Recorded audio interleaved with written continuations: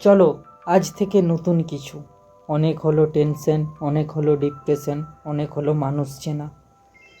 ভাবলাম আজ থেকে ব্লগই বানাবো, একা থাকবো।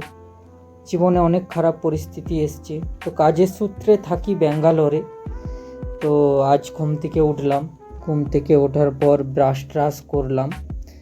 তারপর ব্রাশ করতে করতে অনেক চিন্তা ভাবনা করলাম, যেই কোম্পানিতে কাজ করতাম সেই কোম্পানির কাজটাও চলে গেছে, আর নেই। তো কি করা যায়?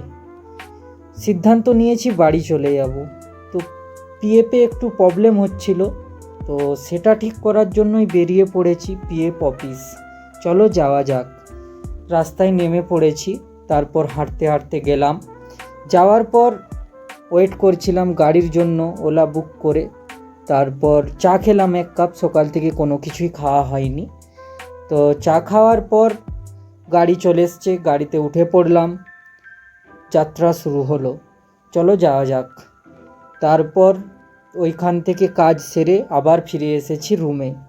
তো রুমে আসার পর এবার খাওয়া দাওয়ার পালা। একটা হোটেল থেকে খাবার নিয়ে নিলাম, নিয়ে এসে খাবারটা খেয়ে নিলাম। এটাই ছিল আজকের মিনি ব্লগ। কেমন লাগলো?